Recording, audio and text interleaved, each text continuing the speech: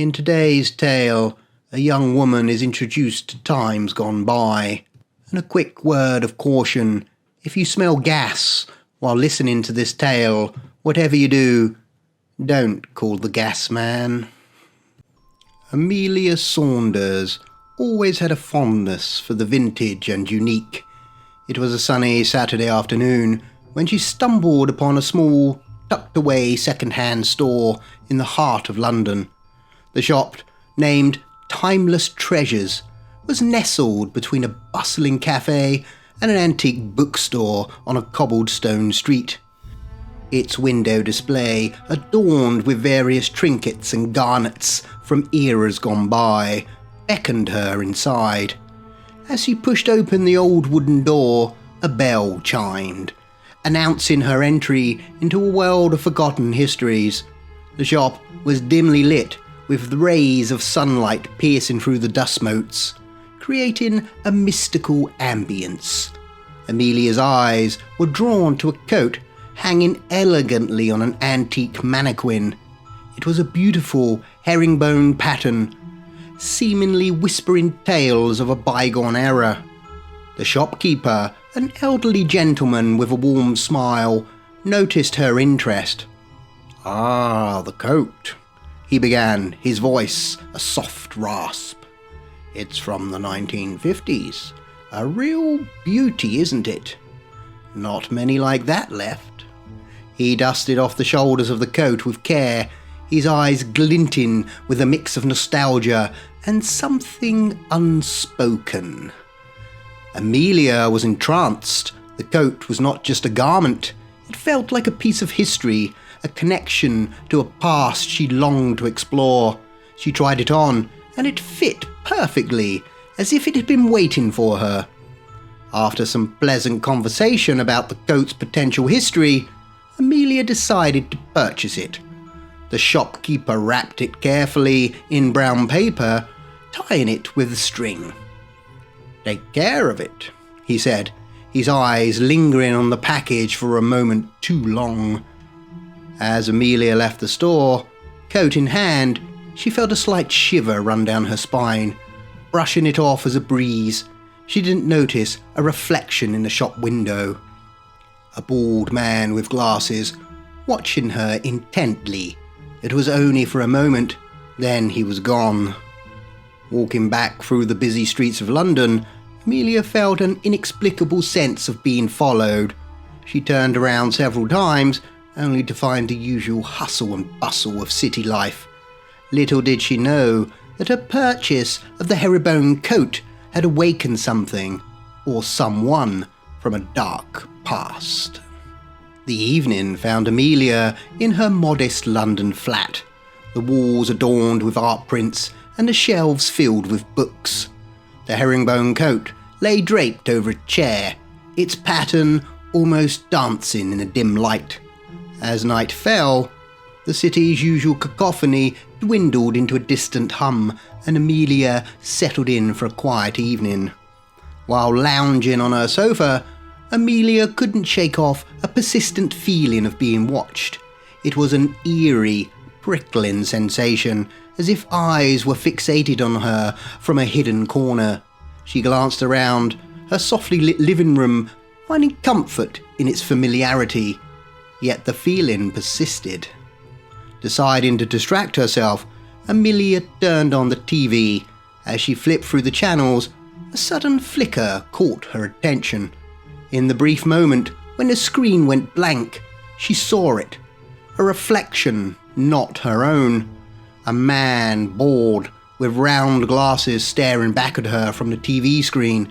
She blinked, and the ghostly image vanished, replaced by the colourful bustle of a sitcom. Later, as Amelia tried to sleep, the unsettling occurrences continued. The flat, usually her sanctuary, felt suffocating. In the depths of the night, she felt a chilling touch on her leg, like the caress of an unseen hand. She jolted awake, heart racing, but the room was empty, bathed in the soft glow of the streetlights outside. Lying awake, her thoughts racing, Amelia noticed a faint smell in the air. It It was subtle, yet unmistakable, the slight odour of gas. It didn't make sense. Her flat had all electric appliances, apart from a gas hob that she never used. The smell lingered for a moment before dissipating into the shadows of her room. Amelia lay there, her mind reeling with questions. Was her mind playing tricks on her? Or was there something more sinister at play? The reflection of the man, the cold touch, the smell of gas, each detail etched into her memory, forming a tapestry of fear and uncertainty. As dawn approached, Amelia resolved to uncover the truth behind the herringbone coat. Little did she know this decision would plunge her deeper into a mystery that bridged the gap between the living and the dead. It was Friday night, and Amelia, adorned in her newly acquired herringbone coat, was ready to immerse herself in the vibrant nightlife with her friends. The coat, despite its mysterious aura, had become her favourite piece, adding a touch of elegance to her outfit. The nightclub, pulsing with music and bathed in colourful lights, was teeming with energy. Amelia and her friends, lost in the rhythm and the laughter, enjoyed their regular night out. After a few drinks, Amelia's gaze drifted across the club and settled on a solitary figure in one of the booths. A man in his 50s, bald, with round spectacles, wearing a coat strikingly similar to hers. She nudged her friend Sally. "Oh look, someone decided to wear the exact same coat as me," she exclaimed with a hint of amusement. But when she looked again, the booth was empty.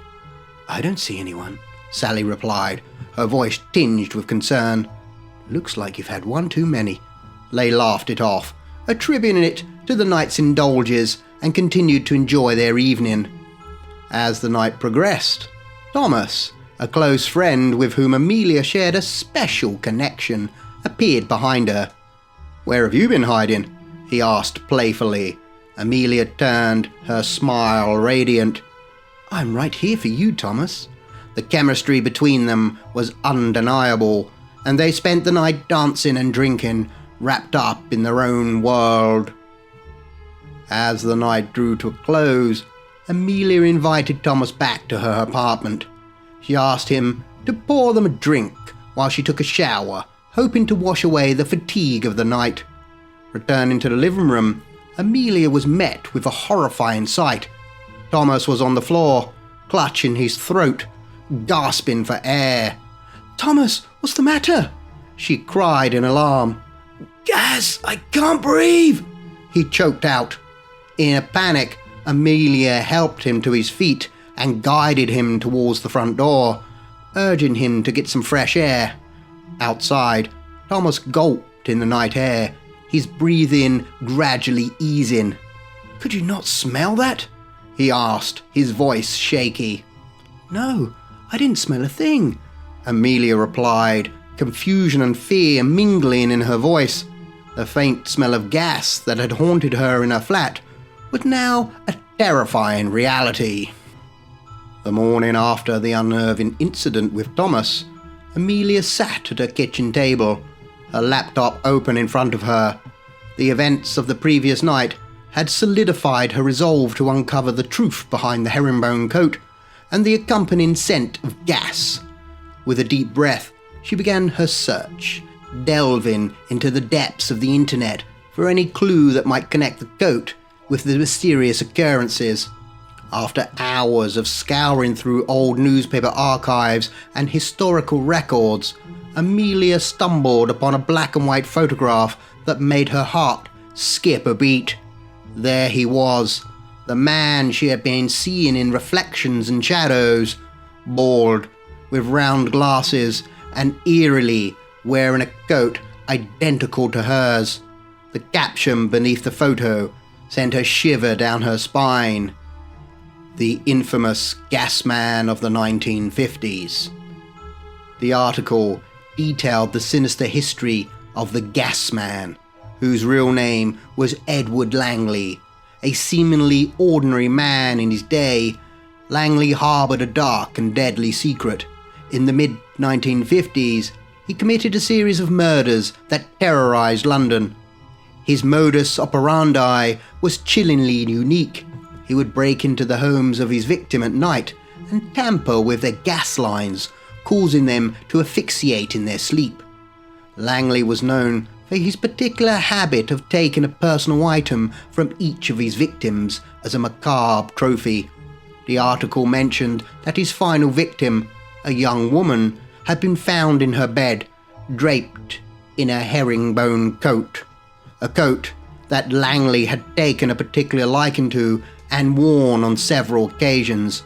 Amelia's heart pounded as she realized the gravity of what she had discovered. The coat she had so admired was a memento from Langley's last murder.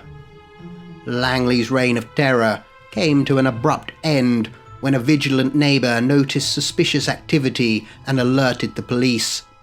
Langley was apprehended shortly after his final murder. The trial was swift and the evidence overwhelming. Found guilty on multiple counts of murder, Langley was sentenced to death by hanging. His last words were reported to be a chilling proclamation of his undying attachment to his collection of trophies. Amelia sat back, her mind reeling from the horrific history she had unearthed. The gas man, Edward Langley, was not just a figment of her imagination. He was a real murderer, and his ghost, bound to the coat, was now a part of her life. As she pondered her next move, the weight of the coat hanging in her room felt heavier than ever, a tangible reminder of the past's unyielding grip. Amelia lay in bed, her mind a whirlwind of fear and indecision. The revelations about the coat and its ghastly history with the gas man Edward Langley had left her feeling vulnerable and terrified. She resolved to rid herself of the coat and its malevolent presence. "Tomorrow, that thing is going in the bin," she whispered into the darkness, a sense of determination momentarily easing her anxiety. As she tried to find solace in sleep, a chilling sensation crept over her. It felt as though someone had sat down at the end of her bed. Heart pounding, Amelia sat up and faced the end of her bed. There, manifested in a faint, ghostly form, was the unmistakable image of Langley. "Langley!" she uttered, her voice a mix of fear and defiance. Though his image was faint, the malevolent intent in its spectral presence was palpable. "What do you want?" Amelia demanded, her courage rising to meet the terror of the moment. "I'm going to throw that coat in the bin." No sooner had she spoken than a suffocating sensation gripped her throat. Gas. She struggled for air, her lungs burning in desperation. She fell from the bed, crawling towards the window in a frantic attempt to escape the invisible gas choking her. Langley's apparition blocked her path, his spectral form looming over her. "You will not throw out my trophy," he hissed. "You will leave it in someone's home, so I may visit them." "Never!" Amelia managed to gasp, her resolve unwavering even in the face of this terrifying spectre. The gas intensified, becoming so thick that Amelia felt her consciousness slipping away. She choked and convulsed on the brink of unconsciousness when suddenly the air cleared. She gasped, dragging in precious breaths, her body trembling from the ordeal. Langley's ghost hovered ominously. "You will leave the coat at someone's home, or you will be my next victim." Lying there, gasping for air on the floor of her bedroom, Amelia realized the gravity of her situation. Langley's spirit was not just haunting her, it was threatening her very life. The choice before her was grim: become an unwilling accomplice in Langley's malevolent desires, or face a fate similar to his victims. The morning after her terrifying encounter with Langley's ghost, Amelia found herself standing outside Jodie's house, her heart heavy with guilt and fear. "Hi, Jodie. I was in the area," she said, forcing a smile as her old friend opened the door. "Come in. It's been so long," Jodie exclaimed, ushering Amelia inside. The warmth of the welcome contrasted sharply with the cold dread that had settled in Amelia's heart. Over drinks, the two old friends caught up on life, laughter filling the room, momentarily pushing away the ominous cloud hanging over Amelia. Eventually, Jodie broached a sensitive topic. "I know we had that little disagreement over Steve. I really hope that's all in the past now." Amelia, her expression turning somber, nodded. "Of course, that's all in the past," she replied, her mind elsewhere, wrestling with the grim task she felt compelled to complete. As time slipped away, Amelia glanced at the clock. "Is it that late already? I better go, work tomorrow," she said, standing up. "Me too, I feel quite drunk, so better get some sleep," Jodie replied, stifling a yawn. Amelia seized the moment. "Can I leave my coat here? I think I'm having a hot flush. I'll come by and collect it in the week," she suggested, her voice betraying a hint of urgency. Jodie unsuspectingly agreed. "Sure, no problem," she said as they exchanged goodbyes. In her bedroom, as Jodie lay trying to drift into sleep, a faint smell of gas infiltrated the air. Her eyes snapped open and she sat up, alarmed. She got up to check the stove, her mind foggy with alcohol. As she moved through her flat, a chill ran down her spine. There, in the dim light, stood a figure, barely visible, a man with a bald head and round glasses. The ghostly image of Edward Langley had found a new home, just as he demanded. Amelia woke up to a grey morning, her mind still entangled in the events of the previous night. As she sat up, her eyes fell upon the herringbone coat, ominously perched at the end of her bed. Confusion and fear gripped her. How had the coat returned? She rose to make some coffee, attempting to shake off the unnerving sight. The shrill ring of the phone pierced the silence of her flat. It was Sally. "Hi, did you hear? Jodie left the gas on all night. They found her lying dead in a flat." Sally's voice trembled with shock. Amelia felt a wave of nausea and guilt crash over her. She hung up the phone, unable to utter a word, her mind reeling with the horror of what her actions had led to. As she tried to process the tragic news, the doorbell rang. Standing at a door were two police officers. "Someone saw you enter Jodie's flat last night," one of them said, his expression somber. "Yes, we had some drinks and I left around 10 p.m. We were both quite drunk. What happened?" Amelia replied, her voice barely concealing her distress. "There's been an incident. Seems Jodie fell asleep and left the gas on," the officer informed her. That night, as Amelia lay in bed, haunted by guilt and fear, she felt the now familiar pressure of someone sitting on her bed. Langley's ghostly whisper filled the room. "You will leave my coat again." "No, I can't, I won't," Amelia responded, her voice laced with desperation. Immediately she began to choke on the thick, invisible gas, her lungs burning for air. "Just 3 more, and I will be free," Langley hissed. "Do this for me, and I will help you." As Amelia teetered on the brink of unconsciousness, the gas suddenly vanished, replaced by a gulp of fresh air. Amelia found herself at a harrowing crossroads, grappling with a power she never wanted, the power over life and death. As Langley's ghostly demands echoed in her mind, she thought of those who had wronged her, former lovers who had betrayed her, friends who had turned their backs on her, the bully from her high school days. each face flashed through her mind, accompanied by a surge of dark, vengeful thoughts. Yet Amelia knew she had to tread carefully. Any rash action could draw suspicion towards her, especially after Jodie's tragic death. She needed a plan, something discreet yet effective. The idea struck her as she remembered the nightclub. Coats were rarely left in the cloakroom due to frequent thefts. It was the perfect place to leave the cursed herringbone coat without drawing attention to herself.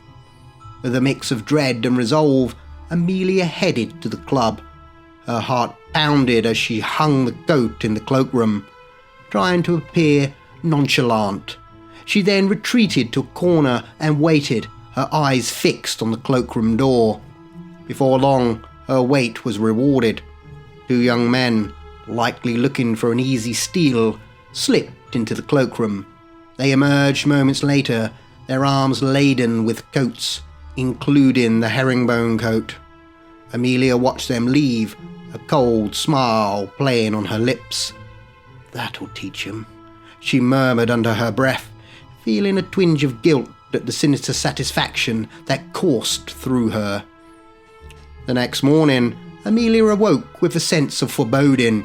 She turned slowly, her fears confirmed by the sight that greeted her.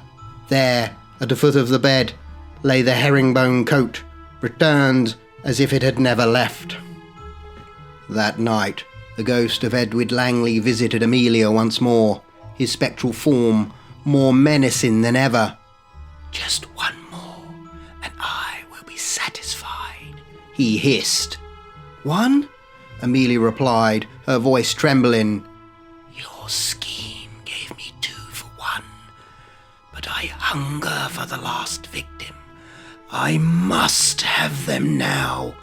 You will find me another today," the apparition demanded.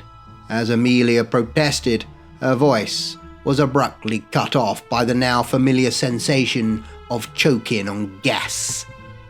"You will do this for me, or I will take you," Langley threatened, his ghostly presence suffocating her. Amelia, tormented and unsure of who to choose, was startled by a knock at the door. It was Thomas, his arrival breaking her concentration. "Hiding away again?" he said, stepping into her apartment. "Wow, Em, you look rough. Let's go for some food to get some nutrients in you or something," Thomas suggested, concern in his eyes. As Thomas passed a mirror on the wall, Amelia saw Langley's reflection, his spectral smile fixated on Thomas. "No, not Thomas!" she screamed in horror. Thomas, confused, turned to her. "Why not, Em? You look famished, let's—" His words were abruptly cut off as he began to cough violently, choking, white phlegm bubbling in his throat. He collapsed to the floor, motionless. "No!" Amelia screamed in despair. In the mirror, she saw Langley's reflection, sated, smiling. The neighbours, alarmed by Amelia's screams, banged on the door. "Is everything all right in there?" they called out. Amelia, realising the dire situation, knew she would likely be blamed for the deaths of Thomas, Jodie, and possibly even the 2 young men from the nightclub. She saw no way out. "You okay in there?" The fist banging on the door grew more insistent. At that moment, Langley materialized in full form in front of her. "Free," he declared triumphantly. "Do not worry. For helping me, I will help you," he said with a sinister grin. Amelia began choking, her lungs burning as if on fire. As the police arrived and forced the door open, they found the bodies of Thomas and Amelia, lifeless in the apartment, with the only gas stove turned on. Sometime later, in the heart of Soho, London, a quaint used clothing store welcomed a new customer. The young man, with an eye for vintage fashion, entered the store, his gaze immediately drawn to a particular item. "Anything in particular you're looking for?" the storekeeper asked, noticing the young man's interest. "Yes, that coat there," the young man pointed excitedly. "Ah, the herringbone," the storekeeper responded with a nod. "A classic from a bygone era of style." Eagerly, the young man purchased the coat. It was a perfect fit, a rare find that seemed almost too good to be true. He left the store, the coat draped over his arm, feeling pleased with his acquisition. As he sat on the tube, heading home, his attention was caught by a reflection in the window.